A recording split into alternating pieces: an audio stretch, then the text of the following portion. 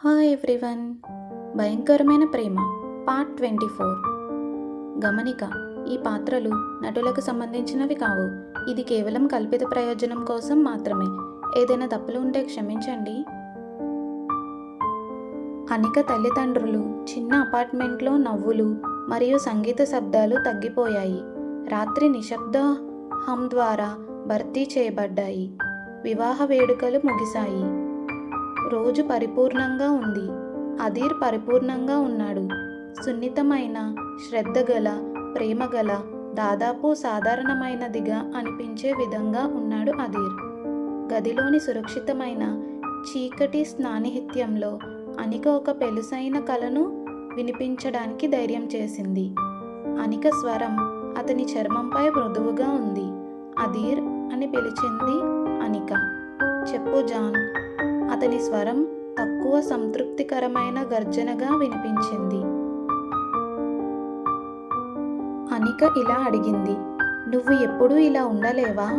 ఈరోజు నువ్వు ఉన్నట్లే ప్రశాంతంగా, చాలా సంతోషంగా ఉన్నారు మీరు అని అడిగింది అనిక. ఆ మాటలు అనిక పెదవుల నుండి బయటకు రాగానే అనిక అధీర్లో మార్పును గ్రహించింది. అధీర్ అనిక చెంప మీద ఉన్న చేయి యొక్క సడలించిన కండరాలు రాయిగా మారాయి. అధీర్ వేళ్ల సున్నితమైన జాడ ఆగిపోయింది. చిన్న గదిలో గాలి మందంగా మరియు బరువుగా మారింది. నేను మారాలని నువ్వు కోరుకుంటున్నావా? అధీర్ అడిగాడు. అతని స్వరం దాని మృదుత్వాన్ని పూర్తిగా కోల్పోయి తక్కువగా మరియు ప్రమాదకరంగా మారింది. ఈరోజు నీలోని చర్య నాకు ఒకటి నచ్చింది. నా వల్ల మీ ప్రేమ ఎల్లప్పుడూ ఇలా ఉండాలని నేను కోరుకుంటున్నాను అని అనింది అనిక. అధీర్కి అర్థం కాలేదు. అనిక తన ప్రేమలో తక్కువ కాకుండా మృదుత్వాన్ని ఎక్కువగా అడుగుతోంది. అధీర్ చూడలేకపోయాడు. అధీర్ మనస్సులో అనిక ప్రశ్న తిరస్కరణ. అంటే మిగిలిన సమయాల్లో అధీర్ ఎవరో అనికకు నచ్చలేదు.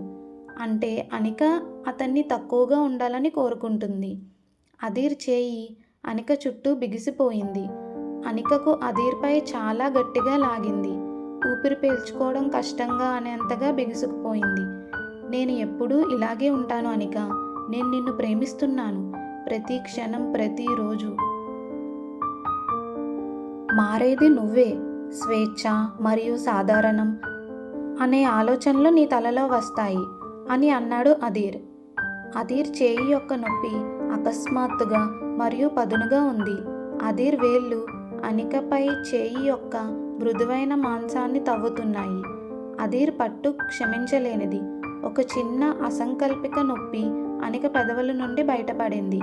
అది ఒక చిన్న శబ్దం, ఒక ఊపిరి. కానీ అనిక బాధ నిప్పు మీద వేసిన చల్లని నీటి బకెట్ లాగా ఉంది. అధీర్ స్తంభించిపోయాడు. అధీర్ శరీరం నుండి స్వాధీన కోపం క్షణంలో మాయమైంది. దాని స్థానంలో భయంకరమైన షాక్ వచ్చింది. అధీర్ అనికను బాధ పెట్టాడు. అధీర్ అనికను విలపించేలా చేశాడు. అధీర్ అనికను చాలా హఠాత్తుగా విడుదల చేశాడు.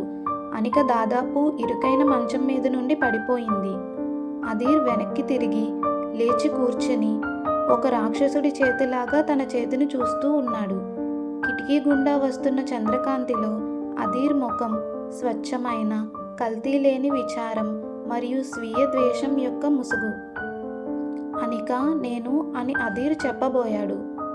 అనిక చేతిని తాకడానికి వణుకుతున్న అతని చేతిని చాపాడు.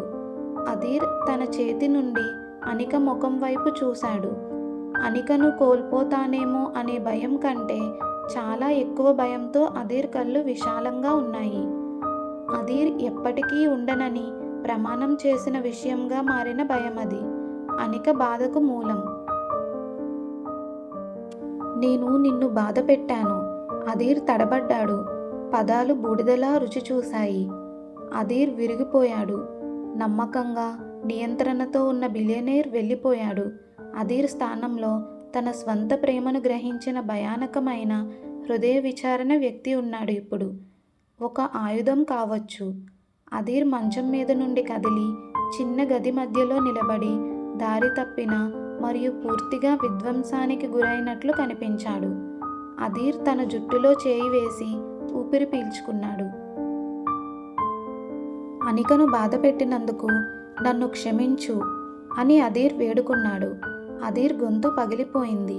దయచేసి జాన్, నన్ను క్షమించు. నాకు తెలియదు. కొన్నిసార్లు నా బలం నాకు తెలియదు. నువ్వు నన్ను భిన్నంగా ఉండాలని కోరుకుంటున్నావని నేను అనుకున్నప్పుడు అదీర్ పూర్తి చేయలేకపోయాడు. అనిక లేచి కూర్చుని తన చుట్టూ ఉన్న దుప్పటిని లాగింది. అనిక చేతిలో నొప్పి ఇప్పటికే తగ్గిపోయింది. కానీ అదీర్ ముఖంలో ఉన్న చూపు ఎప్పటికీ అనికతోనే ఉంటుంది. అనిక దానిని అప్పుడు చూసింది. వారి ప్రేమ యొక్క నిజమైన విషాదం. అదీర్ ప్రేమ చాలా విశాలమైనది. అంతటినీ తినేసేది. అది ఎంతో ప్రియమైన దానిని అనుకోకుండా నలిపేయగలదు. అనిక ఏమీ మాట్లాడలేదు. అనిక అదీర్కి తన చేతులు చాచింది. అదీర్ దానిని చూశాడు. తర్వాత అనిక ముఖం వైపు తిరిగి వెళ్ళాడు. అదీర్ కళ్ళు కన్నీళ్లతో నిండిపోయాయి. నెమ్మదిగా, సంకోచంగా అదీర్ మంచం వైపు తిరిగి వచ్చాడు. అదీర్ పడుకోలేదు. ఒక బలపీఠం ముందు పశ్చాత్తాపం చెందుతున్నట్లుగా దాని పక్కన మోకరిల్లాడు. అదీర్ అనిక చేతిని తీసుకొని తన నుదిటిపై దానిపై నొక్కించుకున్నాడు. క్షమించు జాన్, అదీర్ మళ్ళీ చెప్పాడు. అదీర్ భుజాలు నిశ్శబ్దంగా ఏడుస్తూ వణుకుతున్నాయి. నీ మీద నాకున్న ప్రేమ కొన్నిసార్లు అది చాలా ఎక్కువగా ఉంటుంది. అది నాకు తెలుసు. కానీ నేను దాన్ని తగ్గించలేను. ఇదంతా నా వల్లే అని అదీర్ బాధపడుతున్నాడు. అనిక తన మరో చేతిని అదీర్ తలపై ఉంచి అదీర్ జుట్టును నిరుముతూ ఉంది. అనికకు అర్థమైంది. అదీర్ ఇలా ఉండలేకపోయాడు. ఎందుకంటే ఇది ఒక ప్రదర్శన. ప్రశాంతత, సౌమ్యత, అది అదీర్ అనిక కోసం ధరించిన పెలుసైన ముసుగు. కింద అదీర్ వ్యామోహం యొక్క తుఫాను ఎల్లప్పుడూ చెలరేగుతూనే ఉంటుంది మరియు కొన్నిసార్లు అది విరిగిపోతుంది. అనిక అదీర్ చేయలేని మార్పును కోరింది మరియు అలా చేయడం ద్వారా అనిక అతన్ని అదీర్ బాధ పెట్టిన దానికంటే చాలా ఎక్కువగా బాధించింది. పర్వాలేదు, నేను బాగున్నాను. కానీ అనిక అతన్ని ఓదార్చలేకపోయింది. అనికకు తెలిసిన నిజం అది. కొన్ని క్షణాలు అందంగా ఉన్నాయి, కానీ అవి కేవలం కొన్ని క్షణాలు మాత్రమే. వాస్తవం ఇది. ఓదార్పునిచ్చే ప్రేమతో పాటు బాధను కలిగించే ప్రేమ కూడా.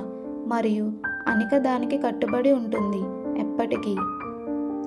మరుసటి ఉదయం సూర్యుడు చిన్న బెడ్రూంలోకి ప్రవేశించాడు. గాలిలో దుమ్ము, ధూళి నృత్యం చేస్తూ ప్రకాశిస్తున్నాయి. అనిక మేల్కొన్నప్పటికీ అదీర్ అప్పటికే మేల్కొని ఉన్నాడు. మోచేయిపై ఆసరాగా ఉండి తనను చూస్తున్నట్లుగా గుర్తించింది. నిన్న రాత్రి జరిగిన పిచ్చి విధ్వంసం అదీర్ కళ్ళ నుండి పోయింది. దాని స్థానంలో లోతైన, అస్థిరమైన తీవ్రత వచ్చింది. ఈ సంఘటన అదీర్ వ్యామోహాన్ని తగ్గించలేదు. అది దానిని బలోపేతం చేసింది. అనిక ఉనికిపై అదీర్ ప్రపంచం ఎంత అన్విచితంగా సమతుల్యం చేసిందో అదీర్కి గుర్తు చేసింది. అదీర్ మాట్లాడలేదు. అదీర్ వంగి అనిక నుదుటిపై ముద్దు పెట్టుకున్నాడు. అదీర్ స్పర్శ బత్తితో ఉంది. నిశ్శబ్ద క్షమాపణ అదీర్ కళ్ళలో ఉంది.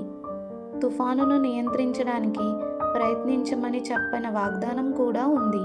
కానీ అదీర్ ఎల్లప్పుడూ విజయం సాధించకపోవచ్చు అనే భయంకరమైన నిజం కూడా అలాగే ఉంది. అనిక కుటుంబానికి వీడ్కోలు చెప్పే సమయం వచ్చింది. రాజ్పుత్ భవనానికి బయలుదేరే సమయం. అదీర్ మర్యాదగా ఉన్నాడు. కానీ అదీర్ నుండి విరామం లేని శక్తి ప్రసరించింది.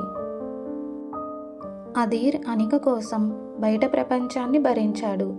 అదీర్ అనికను పంచుకున్నాడు. ఇప్పుడు అదీర్ అనికను తిరిగి పొందాలి. వారి స్థలానికి తీసుకుని వెళ్ళి. రాజ్పుత్ భవనం వైపు తిరిగి వెళ్లే కారు నిశ్శబ్దంగా ఉంది. అదీర్ అనిక చేతిని మొత్తం పట్టుకున్నాడు. అదీర్ పట్టు గట్టిగా కానీ జాగ్రత్తగా ఉంది. అనికను బాధించకుండా ఉండేందుకు చేసిన ప్రయత్నం అది. అదీర్ బొటనవేలు అనిక చేతి వెనక భాగాన్ని తాకింది. ప్రేమను చూపించడం కంటే అదీర్ భూభాగాన్ని గుర్తించినట్లుగా అనిపించే స్థిరమైన, లయబద్ధమైన కదలిక. కార్ రాజ్పుత్ భవనం యొక్క పెద్ద ద్వారాల గుండా వెళుతుండగా అనిక తన పంజరం యొక్క సుపరిచితమైన గోడలు మరోసారి తన చుట్టూ దగ్గరగా ఉన్నట్లు భావించింది. అనిక తల్లిదండ్రుల ఇంటి స్వేచ్ఛ, శబ్దం, గందరగోళం అణిచివేసినట్టు పరిపూర్ణ నిశ్శబ్దంతో భర్తీ చేయబడ్డాయని భావించింది అనిక. వారు లోపలికి అడుగుపెట్టిన క్షణం ఒక స్విచ్ తిప్పిబడినట్లు అనిపించింది. అదీర్ అనికను నడవనివ్వలేదు. అదీర్ అనికను తన చేతుల్లోకి ఎత్తుకొని అనికను మొదటిసారి ఇంటికి తీసుకొచ్చినట్లుగా గడప దాటి తీసుకెళ్లాడు. సిబ్బంది తలలు వంచి త్వరగా దూరంగా చూశారు. Next part continuous. అదీర్ మరియు అనిక ప్రేమను తెలుసుకోవడానికి లైక్ చేసి, షేర్ చేసి, సబ్స్క్రైబ్ చేయండి. Thanks for watching.